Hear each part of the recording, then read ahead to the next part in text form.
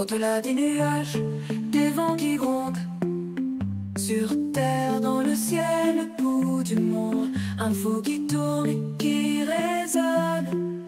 Le Doc News capte chaque onde. Les nuages dansent le bas. Salut à toutes et à tous, c'est le Doc News pour de la news, j'espère que vous allez bien. Moi ça super, je suis tombé sur une news qui m'intéresse très, que j'adore tellement bien, c'est le convoi exceptionnel, et oui. Étant un gros gamer de American Truck et d'Euro Truck, et vu que je joue beaucoup à American Truck en version Overside Load.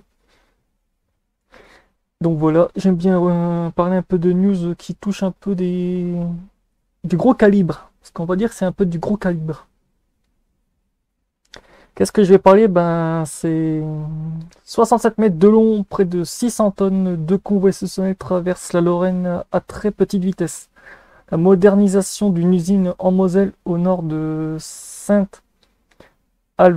amène à y installer 4 gigantesques colonnes. Deux d'entre elles ont pris la route ce jeudi matin, puis le port de Fréroute. Et oui, j'ai un peu les photos qui traînent ici. J'ai une vidéo au passage pour vous montrer la sortie du port. Ça va être sympa. En même temps, n'est-ce pas qui est partagé et abonne-toi. Oui, 5 jours pour parcourir 80 km. Eh ben, c'est pas... Faut dire, vu la longueur du bousin, c'est sûr qu'il doit voler entre... Je dirais entre 5 et 10 km/h. C'est pas...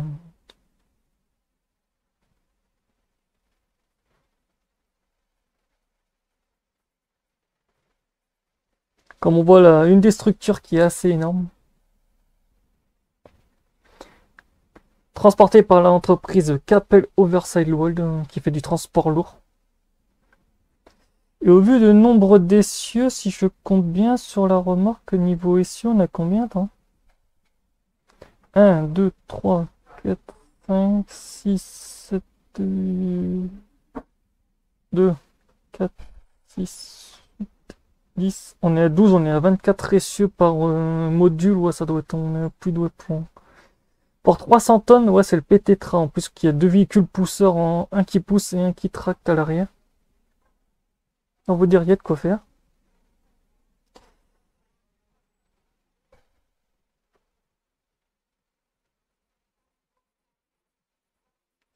Donc, je vais vous laisser avec la vidéo du convoi exceptionnel et tout. Hop.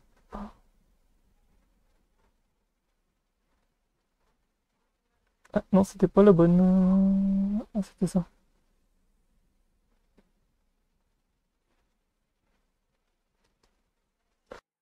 Le convoi exceptionnel transportant des colonnes pour l'usine Arkesman-Kaling au nord de Saint-Hermann ont quitté ce jeudi matin à 8h30 le port de Froun.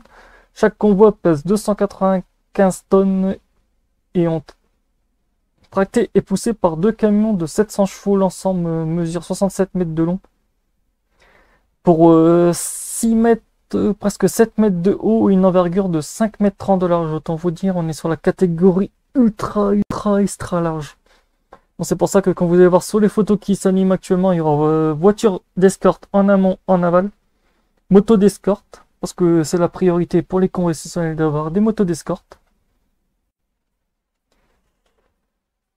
17 personnes sont mobilisées pour cette opération, autres les chauffeurs, 4 voitures pilotes et 4 motos d'escorte. Les camions avec 20 essieux par remorque roulent à pas d'homme. Cela peut entraîner ponctuellement des embouteillages. Ils passeront leur première nuit à Mozambique. Les deux convois vont prendre la direction de Las Saint-Christophe et Nancy, puis les Chepenouks, avant d'arriver cette nuit à Moyennik. Lieu d'étape, il leur faudra 4 jours de route pour arriver à Saint-Olve, destination finale. Le convoi y est attendu lundi soir. En gros, vous le verrez pendant le week-end.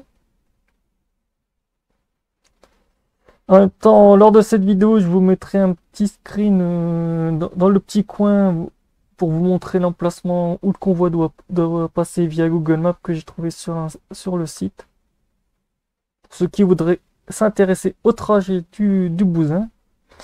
Il a fallu 1 heure depuis le port de Frouin pour rejoindre un rond-point de Champignol à 11 h. Le convoi arrivé au repoint d'Emoult par la D322. La route vers Ezilensi a été fermée pour faciliter son passage. Et oui, il faut mieux bloquer son passage. Les agents du conseil départemental se tiennent sur le trajet en cas où il faudrait démonter une partie de la signalisation routière, comme c'est le cas à ce repoint. 2 autres colonnes partiront en convoi le 9 décembre, port du Four. Ouais, du Froide, où ils arriveront par péniche. 2 colonnes pour moderniser l'usine Arkema. Ces colonnes entrent dans le plan d'investissement de la plateforme Arkema. Ces colonnes sont utilisées pour la fabrication d'acide acitrique. Ils rentrent dans la composition, notamment des couches pour bébés. La modernisation de la plateforme vise à diminuer ses émissions de CO2. Oh bah dis donc. Il y a de quoi faire, et comme vous voyez depuis tout à l'heure, les petites vidéos qui défilent. On voit les motos d'escorte, on voit, comme je vous ai expliqué au début du sujet. Autant vous dire, voilà, il y a de quoi faire. Le convoi promet d'envoyer du pâté. En plus, avec des beaux camions de 750 chevaux unité. Tant dire, c'est des gros beaux bébés. Et gros soutien aux équipes de Capello. Ouais, je crois que c'est Capel Transport qui font niveau convoi lourd, et waouh, ça leur fait un beau coup de pub. Parce que ouais, faut dire, ce niveau transport, niveau pub, il y a de quoi faire.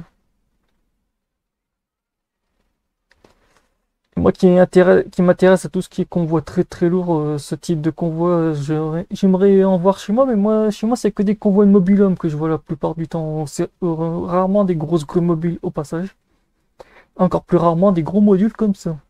Que vu que je suis pas dans une géologie, le seul truc que j'ai vu dans ma région c'était du transport d'éoliennes. Donc autant vous dire, c'est un peu plus petit mais pas assez gros.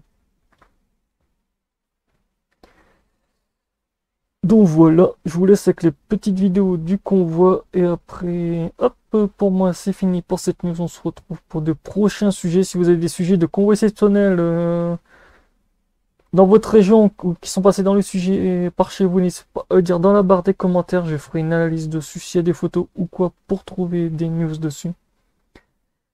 C'était tout pour ce méga convoi exceptionnel du Turfu. On se retrouve pour les prochaines news. Portez-vous bien. Tchuss, tchuss.